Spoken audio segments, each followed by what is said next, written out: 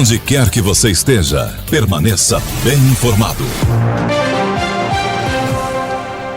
Hoje nós recebemos aqui no Jornal da Manhã Patos, ao vivo, o Luiz Flávio, que integra o Núcleo de Educação Permanente do SAMU Cisreuno.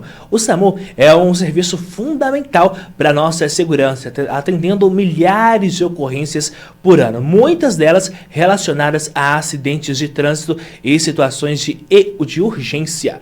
Em 2024, por exemplo, foram centenas de acionamentos apenas para colisões e quedas graves na nossa região. Hoje nós vamos esclarecer o que fazer ao presenciar um acidente, como ajudar sem colocar a própria vida em risco e com a forma correta de acionar o SAMU. Luiz Flávio, muito bom dia para você, seja bem-vindo ao Jornal da Manhã Patos. Bom dia, Matheus, bom dia a todos que nos assistem, bom dia a todos que nos ouvem.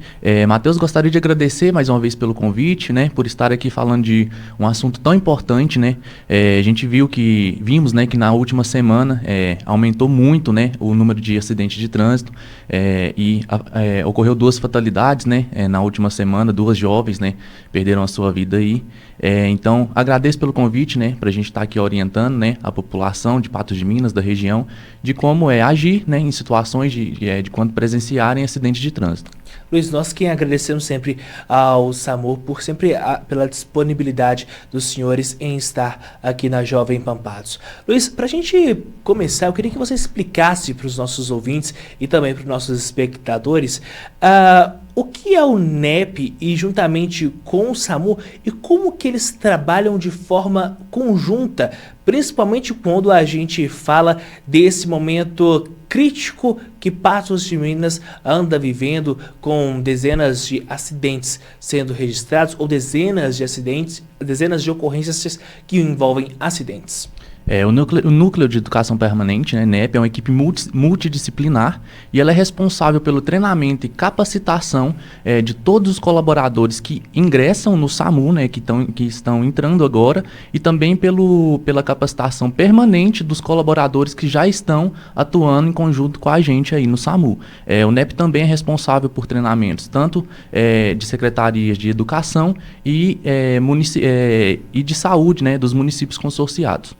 Luiz, a gente sabe da importância do trabalho de vocês já estiveram aqui, falaram do trabalho do NEP em Patos de Minas, da implantação do SAMUzinho e agora indo para outras cidades, mas quando a gente fala, focando agora nessas questões de acidentes em Patos de Minas, que nós tivemos 2 vítimas fatais, um homem em estado grave, uma jovem, uma criança que estava em uma bicicleta, uma criança na verdade que estava em uma bicicleta que por um milagre sobreviveu, não foi atingida gravemente com o acidente que acabou acontecendo ali próximo à rua Sergipe. Quando a gente presenciar algum acidente, qual que deve ser o nosso primeiro passo? A gente já deve ir e socorrer essa pessoa? Devemos acionar o SAMU? Qual que é a orientação, Luiz? O primeiro passo que a gente sempre orienta, né, a população é ligar para o serviço de emergência, seja ele o SAMU ou pode ser também os bombeiros, né, que a gente trabalha em conjunto aí em algumas ocorrências, né. Então o ponto principal, primeiramente de tudo, é acionar o serviço de emergência, né, porque se a gente não ligar para o serviço de emergência, ele não vai chegar, né. Então é muito importante fazer a ligação antes de tomar qualquer atitude. Mas aí a pessoa presencia aquele acidente. Há algo que ela pode fazer, Luiz? Verificar como que a vítima, né, como o paciente está, se ele está consciente, né, se ele está conversando normalmente, se tem algum sinal de confusão, né, porque quando a gente ligar no serviço de atendimento, no 92, vão ter algumas perguntas, né, que são coisas, né, que a população às vezes reclama um pouquinho, mas que a gente vai citar aqui um pouquinho mais para frente, que é muito importante para agilizar o atendimento, né, e para que aquele paciente possa receber o atendimento com o máximo de qualidade possível.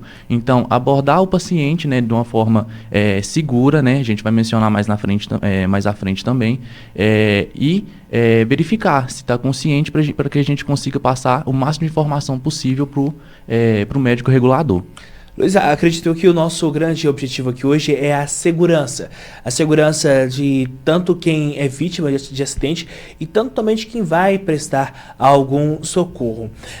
No caso de acidentes de trânsito, Luiz, quando que é seguro remover uma vítima e quando é imprescindível esperar a chegada da equipe? A gente sempre orienta, né, que o solicitante, o leigo, ele nunca entre em uma cena, em uma situação de acidente que vai causar risco à vida dele, né? Então essa é a principal orientação. A gente gosta sempre de mencionar, muitas pessoas falam, mas se eu não for lá socorrer, eu vou estar omitindo socorro, né? Um ponto que é muito importante, o simples fato de você ligar para o serviço de emergência, você já está prestando um socorro para aquela vítima, para aquele paciente. Então, a gente sempre orienta ao solicitante nunca arriscar a própria vida, né? Sempre com o máximo de segurança possível, porque a situação que temos apenas uma vítima pode acabar acontecendo de termos 2, 3. Então, um ponto muito importante, né? A sua segurança em primeiro lugar. Ligue para o 192, né? Para o serviço de atendimento móvel de urgência e nunca coloque a sua vida em risco. Luiz, provavelmente quem está nos assistindo, quem está nos acompanhando agora, pode estar saindo de casa, deve estar no trânsito também, e provavelmente já pode presenciar ou pode ter presenciado alguma situação, principalmente de acidentes de moto, e em que o capacete não saiu da cabeça da pessoa e tem que tirar o capacete.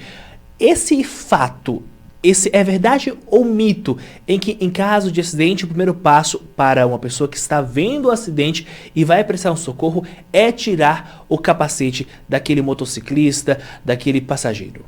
É um mito, né? Não podemos retirar o capacete, né?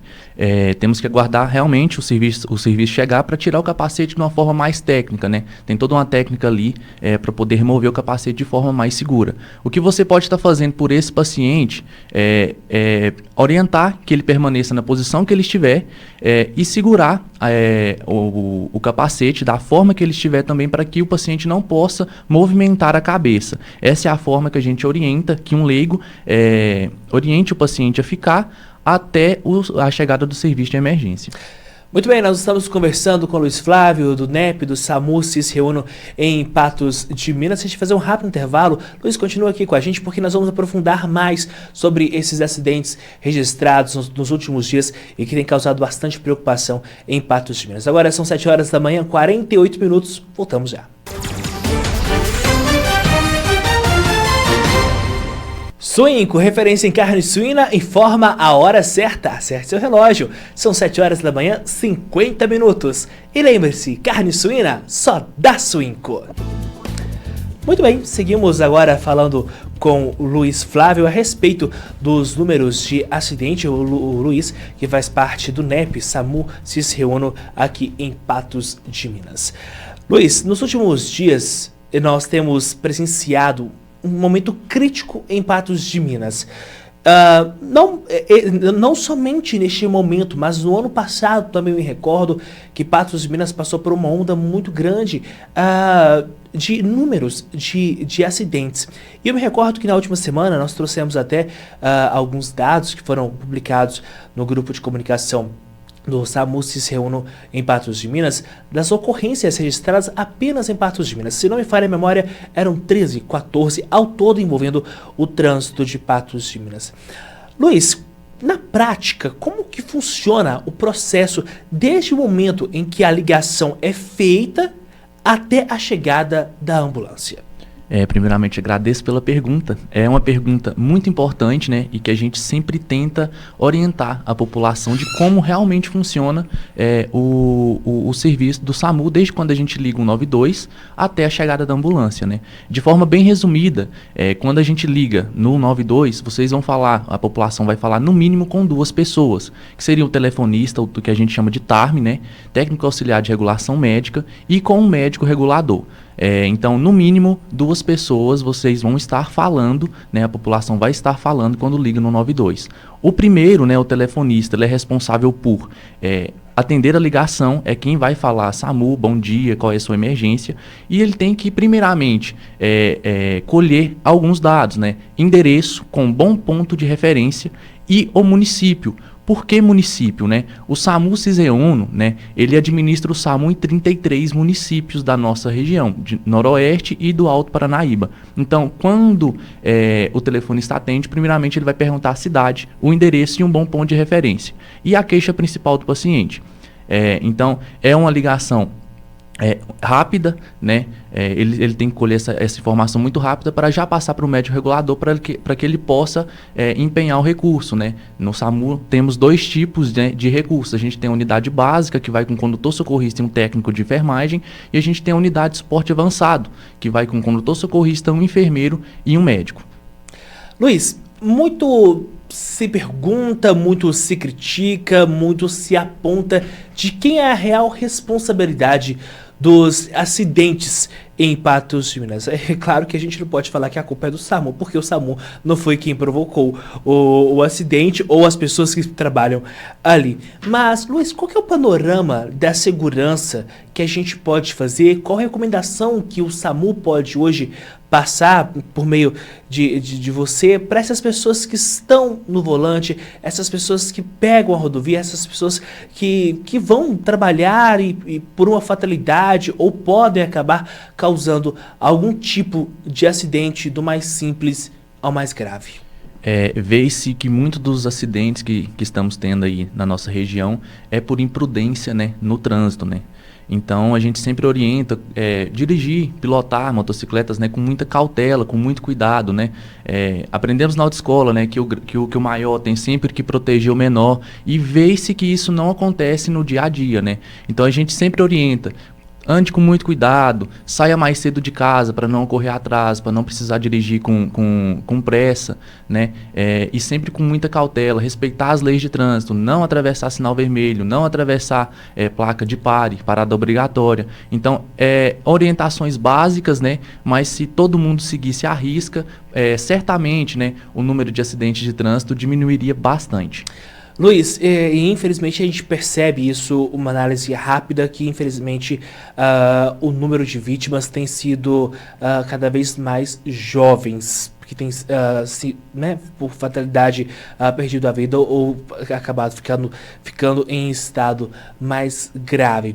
Diante de tudo isso, Luiz, é importante, e eu queria que você reforçasse agora para quem está nos ouvindo e também nos assistindo, o que fazer ao ouvir a sirene, seja do SAMU, seja da polícia, seja do corpo de bombeiros. A gente, como você bem disse, aprende na autoescola que a prioridade é de vocês, mas muitas das vezes a gente percebe que isso não acontece. Algumas pessoas acabam dificultando o trabalho. Qual a recomendação ou esse recado direto para os condutores? O ponto principal, né? Não se desesperar ao escutar a sirene da ambulância. Pensar com cautela muito bem que atitude você vai tomar. Se você vai abrir espaço para a esquerda, se você vai abrir espaço para a direita, olhar o retrovisor antes de executar qualquer manobra, né? Porque a gente sabe que hoje em dia tem muitos motociclistas que trafegam pelo corredor. Então, numa dessa de você abrir espaço para a ambulância para um lado, você pode acabar atingindo o motociclista. Então, pensar muito bem qual atitude você vai tomar, sinalizar e executar com muita cautela. Então, primeiramente, calma quando for executar alguma manobra para abrir espaço para ambulância. O pessoal pergunta também sobre furar, né, semáforo vermelho. Se for executar esse tipo de manobra, que é uma manobra muito arriscada, com muita cautela também. Verifique o fluxo, se não está vindo veículo, né, do outro lado da via, e execute com muita cautela. Luiz, desde já agradecendo pela sua participação aqui no Jornal da Manhã Patos, qual a orientação, qual a recomendação que você deixa para desde o motorista até o pedestre? Muita calma no trânsito, né? Sempre muita atenção. Pedestres também, né? Vimos aí, temos faixa de pedestre na cidade, então passe na faixa de pedestre, observe o trânsito, aguarde o trânsito parar, né? Em Patos temos muitas avenidas, então tem trânsito de 2 lados, né? Então espere o trânsito cessar dos 2 lados para depois iniciar a travessia, para não correr o risco, né, de acontecer algum atropelamento. E motoristas, né? Muita atenção no trânsito, né? mais uma vez, a gente volta a frisar, respeite a sinalização, respeite o sinal vermelho, respeite a placa de parada obrigatória, né? E como a gente volta a mencionar, o maior sempre tem que cuidar do menor. Então, motoristas, cuidem dos motociclistas e cuidem também dos nossos pedestres. Tá certo, Luiz, muito obrigado pela sua participação. Esperamos que você volte mais vezes aqui para a gente poder falar de uma redução nesse número de acidentes. Desde já, muito obrigado e agradeço em seu nome toda a equipe e destaco o profissionalismo e o trabalho que todos vocês do NEP, do SAMU, do CIS Reuno têm prestado para Patos de Minas e toda a nossa região. Luiz, muito obrigado.